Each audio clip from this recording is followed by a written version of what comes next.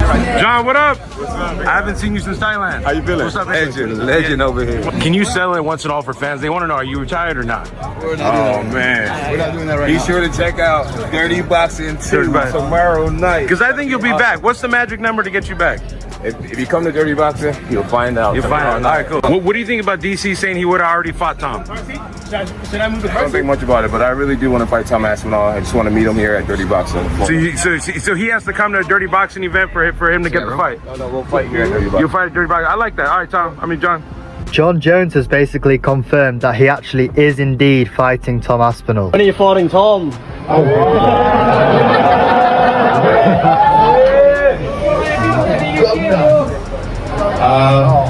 The UFC, and Tom, we all got a lot of stuff happening behind the scenes. They're one of the biggest organizations in sports. And right now, Tom and I have agreed to wait for the UFC to make their announcements. So I legally can't talk about it. Jon Jones has stalled the heavyweight division yet again, leading many fans to suspect he may be eyeing retirement rather than facing off with Tom Aspinall. Jones's demands of money for the Tom Aspinall fight were met by the UFC. They gave him what he was looking for and he still said no. So he just doesn't want to fight Tom. They literally, according to Ariel, who hates the UFC and would not make this up to make them look better, according to Ariel, they actually gave Jon Jones FU money that he was looking for, and he still turned down Tom Aspinall. So it's not about money. It's not about anything. He just wants nothing to do with Tom. Very interesting from Jon Jones. Now, everyone is unanimously in agreement about this, so we see a few comments here. But the problem is there's still a lot of people and a lot of people that are always going to be talking about Jones and not accepting what should happen here. Logic should dictate that Tom Aspinall should fight Jon Jones. And you see by these comments, that's cool and all, but I thought Dana made it clear we won't do business again with Francis. He won't. Dana is not going to accept this. Ngannou coming back to the UFC. The UFC could consider it, but again, he's got one more fight on his contract at PFL. And that just can't be dealt with in any other way other than him actually fighting out that contract. None of it matters if Jones still has the belt. It's just another guy waiting to fight. I know it'll just be another guy in the logjam in the heavyweight division, but maybe the UFC could use this against Jon to say, listen, we can move on from you. But I don't know. They aren't. They're just going to let him ruin. We are genuinely going years without a heavyweight fight in the UFC. Because Jon Jones is just allowed to do that. We have never seen this before in the history of the sport. This is fucking insane. Just look at the language Jones has been using from day one about Tom Aspinall. Why would I gamble my legacy on someone like him? Jon Jones, gamble. You win every fight, don't you? You're guaranteed to win every fight. You can beat anyone. Every fight, if you're the best fighting the best, is a bit of a gamble. But you're the heavyweight champion of the world. You're supposed to go on and do that. I've never ever known a champion who tells everyone how great they are and yet doesn't want to fight the best challenger. I tell a lie. Actually, I do remember one time, Tyson Fury, when he did not want to fight Alexander Usyk. Oh, he's not a big enough name. Oh, and he made all the excuses in the world. And guess what? Usyk beat him twice. And this is exactly why Jon Jones doesn't want to take that fight. Because he can see what the fuck is on the way. Jones spent the majority of his career as a heavyweight, boiling down to light heavyweight, beating guys who are actually middleweight. For months, Jon Jones has kept fans and fighters in suspense. One day, he's joking online about vacating his title. The next, he's dropping hints about a potential showdown with Francis Ngannou. Then suddenly, he's showing interest in facing Tom Aspinall. But despite all the talk, there's been no signed deal, no training footage, and no clear intention to defend the championship he's held onto for over a year. Now, more people are starting to say what others have only whispered Jon Jones might be avoiding the octagon altogether, unwilling to put his legacy on the line against a dangerous contender like Tom Aspinall. Feels like you're training for something, but obviously it don't seem like you can, get the guy to fight. Tom, we're getting straight to it. I mean, what are we waiting for? It sounds to me, recently I saw an interview where it said you and Jon are aligned and you guys have decided together to allow for the UFC to tell you what you're doing. Is that true? Nah, man, Jon's retired. What are we talking about, guys? What do you mean? You guys don't follow Jon on social media? I don't follow him on social media. He said that. No, me too, actually. Me too, but the guy is living his best life. He's had a fantastic career, we all know. We know Jon's a religious man, so I want to say God bless him moving forward in what he does with his life and his career. And, you know, we move on. We move on. I'm the undisputed heavyweight champion of the world. I'm ready to take on all comers, get this division moving again. Us guys have been waiting around too long. You know, the contenders are getting sick of it. Everybody's getting sick of it. Even the fans are getting sick of this stuff. So Jon's retired and it's time that we move on. This is the greatest promo I've ever heard. He just announced his nemesis' retirement. And to add to it, Daniel, he wished him well. And of course, it's been pretty interesting, all the stuff that Jon Jones has been saying to the media this week. And I'm sure there's more to come, but check out these. You're beating guys who aren't even champions and you consider yourself a champion. He's not a champion. So Jon said I need to fight more champions, but this is the problem I've got. Jon is the champion and he won't fight me. And he says that he won't fight me because it's too much of a gamble. Aspinall to me is no difference than an Owen St. Prude or Dominic Reyes or Anthony Smith. They're like just another up and comer that's exciting right now. And I'm not into gambling my legacy for what's exciting. And Jon, if you're not into gambling your legacy, that to me sounds like you're scared of losing against me. It's not about you, Jon. It's not about you. It's not about your life. It's not about your story. If you want to enjoy your life, if you want to be a part of a reality show, if you want to take that money and delay things and hold someone else's dreams back from becoming a reality, that is ducking. That is ducking because there is a time-honored tradition in this business, in the sport, in combat sports, in fight sports, in sports period, that the whole thing has to move along. It's not about your story. Your story is great and you're living your best life, great. Get rid of that belt. If you want to do that, great. No one will begrudge you. Everyone thinks you've done enough. You've earned enough. You've proven enough. Now allow someone else to have that same story. Allow someone else to write that same story. You are holding him back. You are holding back not only Tom Aspinall, but the rest of the division. So yes, you're missing the point. This isn't about you. It's about the belt. How many more times does Tom have to say it? He would love to fight him. He would love to be he would love to have the opportunity to be that guy. He would love it. Who wouldn't? But he just wants that belt. He wants whatever that belt signifies, whatever it symbolizes, and what it brings. It brings all the things that Jon Jones is enjoying right now, because if Jon Jones wasn't the most decorated champion, wasn't the greatest light heavyweight champion, wasn't the 2-division champion, he wouldn't be doing things like this. He wouldn't get opportunities like this. He wouldn't get the opportunity to live his best life. And now you are stopping someone else from living their best life. Do you get the difference? It's not about you. And so when the legends fought you, and I'm not even talking about when you were champ or tried to become champ, I'm talking about the dudes that fought you on the way up. The important thing in this sport is the belt. The most important thing to the UFC is the belt. That's what everything gears towards. And they have told us they hate when people vacate the title or don't want to defend the title. Well, that's what's happening right now. So tell me where I've been unfair. Tell me where I've lied. Tell me where I've been biased. I saw some people saying yesterday, like, oh, he just defended the title. All right. Are we going to wait till November to strip him? The fight that they want to book is for November. It's for MSG. If he doesn't want to fight today for November, it's time to move on. But it gets even more frustrating, and not just because of Jon. A growing number of fighters, analysts, and veteran fans are now pointing fingers at the UFC itself. Rather than stripping the title when Jon was sidelined with injury, they chose to wait. Instead of rewarding Tom Aspinall with the full recognition he deserved, They kept him stuck holding an interim title, one that feels meaningless if the reigning champion refuses to return and defend his crown. When you're an interim champion, they only make an interim champion when the champion cannot defend the belt. So for Jon Jones, he couldn't defend the belt because he tore his pec muscle. So the interim champion means he should be fighting the champion right off the bat. That's not the case with Jon Jones, right? Because Jon Jones is going to fight Stipe Miocic. So the interim champion is supposed to sit there and wait. But by law, in like the regulations, once Jon Jones steps in the cage, he is stripped of his interim champion because the champion has returned. There is no longer for interim champion. What is the point of having an interim champion when the champion is ready to fight? This is the only sport in the world you can have somebody hold your career back. Yep. I've been almost a year inactive with no prospects of anything.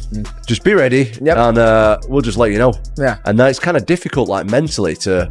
Oh yeah. This is the fight against Jon Jones. Like, not the fight is another thing. Yeah. This is the tricky bit where I really have to stay switched on, stay motivated, and I'm trying my best. I'm trying. It's tough. As you said a minute ago, no one really knows what's going on behind the scenes apart from me. Exactly. You're in office cooking. I train all the time anyway. Just because I've not got a fight doesn't mean I don't train. Like, I honestly can see Jon's point of view. I get it. Yep. I get it. It's just about the title for me. Yep. I just want the title. That's it. Yep. Does nothing else really matters. So you're like, let me do my thing. Let me fight. I just want to fight. And I think that's the respectful way to go about it. It's like, you don't care if it's Jon, and it's no disrespect to Jon, it's no disrespect to anybody out there. You're just trying to fight. Yep. I just want to fight. Yep. The UFC is about one guy being the champion of each division. I defended the interim once already. It's almost unheard of. That is unprecedented. I thought it was silly the first time, to be honest. The reason that I did it, the first time I fought Curtis Blades, it went down as a loss. I got injured. The worst moment of my career, one of the worst moments of my life. I wanted to redeem myself and get the legit victory against Curtis Blades because it was unfinished business. Like, that was hurting my ego, and I wanted to prove that I was better than Blades, which I did in the rematch, and I defended the interim. Something else, that particular fight was in Manchester, in my hometown. I wanted to fight in my hometown. I don't know if I'm ever going to be able to do that again in front of a sold-out, brand-new Co-op Live arena in Manchester, England. I don't know if I'm ever going to have the opportunity to do that again. So for them two reasons, that's why I defended the interim. I'm not doing it again.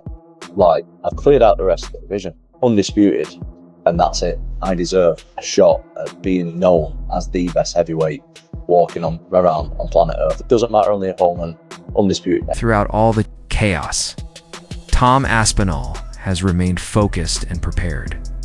He hasn't dodged any challengers or gotten caught up in online drama. Instead, he's stayed in the gym, sharpening his skills day after day, proving he's ready to take on anyone who steps in front of him. Tom Aspinall's the guy. He's the guy. Dana White says I'm his man. We love that. We love that on the channel. And what about Francis Ngannou? You having him? You want some? The day that I start ducking out of fights and turning opponents down and stuff like that is the day that I'm going to retire. So, as I've always said, and you can ask any promoter I've ever worked with, any guys at the UFC, I'll fight anyone, I'll fight anytime, and I'll fight anywhere.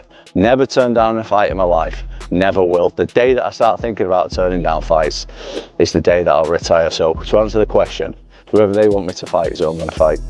Even if Jon continues to stay on the sidelines, some argue he's simply making a calculated move, retiring as an unbeaten heavyweight and safeguarding a legacy that's already weathered plenty of highs and lows. Others believe it's all part of a strategy mental warfare designed to halt Aspinall's rise and keep the attention centered on Jones as he figures out his next big legacy play. You know, it's a situation that is also stuck in the funnel for everyone. Like, I mean, for both of them. Like, Wood is obligated to have a fight that he wants, a champ or an interim champ, right? Who, in your opinion? In my opinion, I think if you win the interim title, the expectation is that a title unification fight should follow. That's expectation. I totally agree with you.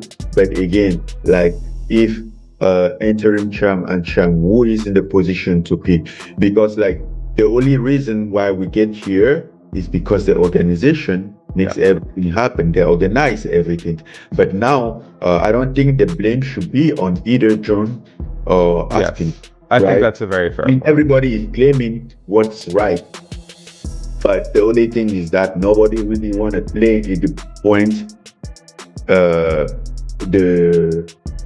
organization, right? And because the organization, they pulled Stipe Miocic, they could have booked. Yeah, if I'm John, I want to do like the fight. Basically, my fight in November by last year being cancelled against Stipe or something, and then maybe that's my retirement fight. Maybe this is my last fight. Then I don't really want somebody to like force me or tell me which one to fight. You know, I think at this point, he has a little bit of a leverage in that one. So, I mean, I'm not saying none of them are right. The situation is just a little complicated. And it ultimately comes down to the matchmakers. An idea. He was the one who delayed till Francis was out the fucking door. He could have fought Francis a long time ago. If he'd just taken the chance of going up the heavyweight earlier, we could have had him versus a prime Cain Velasquez. Cain Velasquez was 240. Jon Jones is 260, 265. And you're telling me Cain Velasquez was too big for him? What a load of shit. Stipe Miocic could have fought him in his prime, another one who was no bigger than Jon Jones. So when he's giving it the big and being like, oh, well, people always think someone's going to come and dethrone me. And yeah, I get the narrative. That was the way at light heavyweight. There was always that next guy coming up. But you ain't never fought an animal like Tom Aspinall, who is as quick on his feet, who has the speed that he does at 260 pounds, who has the heavy hands that he does. You have never been in there with a beast like that. It's just not happened. I'm not saying that means Aspinall wins, but for people to do the Tyson Fury thing of going, oh, well, he's always won, so therefore he always will win. Jon Jones or Tom Aspinall. So if you don't know MMA world, sorry to bore you, but Tom Aspinall is the UFC's #1 right now. Jon Jones is, you know, he's seen as the best MMA fighter on the planet. Dana White's got a massive for him, says he's unbeatable. Honestly, I think if you put Jon Jones and Tom Aspinall in a room and said one man leaves, I think Tom Aspinall leaves that room. I genuinely do. I think, and I think Jon Jones, I mean, I can't badmouth the guy. He's got an amazing record, but he's definitely ducking Tom Aspinall, 100%. And I think he's even said he doesn't want to fight Tom Aspinall after his next fight. He's pretty much going to retire after this fight, so he's ducking Tom Aspinall. I mean, he can say what he wants, but actions speak louder than words. So there we go. Anyway, the answer to that question is Tom Aspinall. Tom Aspinall is kicking Jon Jones. Meanwhile, the rest of the heavyweight division remains in limbo. It's fights that should already be booked are still on hold. Top contenders like Cyril Gane, Sergey Pavlovich, and even potential surprises like Francis Ngannou should he ever return are all watching Tom Aspinall.